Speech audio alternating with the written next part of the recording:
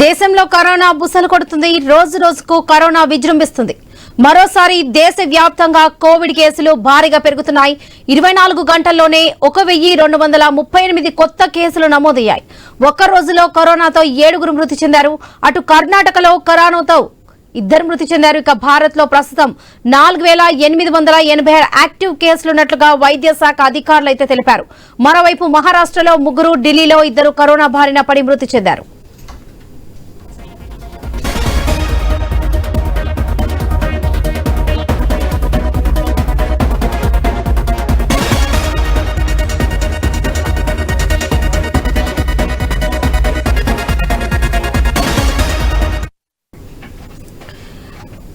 ప్రస్తుతం దేశంలో నమోదవుతున్న కోవిడ్ కేసుల పట్ల భయపడాల్సిన అవసరం లేదని ఆరోగ్య నిపుణులు చెబుతున్నారు.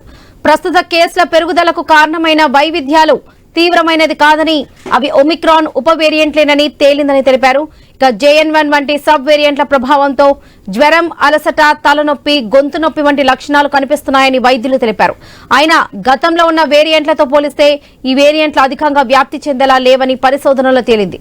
ప్రజలు శానిటేషన్, మాస్క్లు, భౌతిక దూరం వంటి జాగ్రత్తలు పాటించాలని సూచిస్తున్నారు.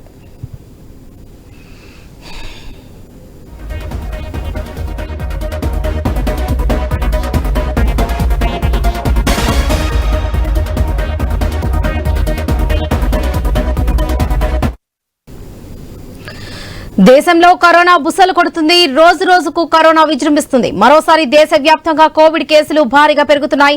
24 గంటల్లోనే 1238 కొత్త కేసులైతే నమోదయ్యాయి. ఒక రోజులో కరోనాతో 7 మృతి చెందారు. అటు కర్ణాటకలో కరోనాతో 2 మృతి చెందారు.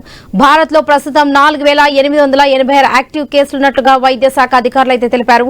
మరోవైపు మహారాష్ట్రలో 3, ఢిల్లీలో 2 కరోనా బారిన పడి మృతి చెందారు.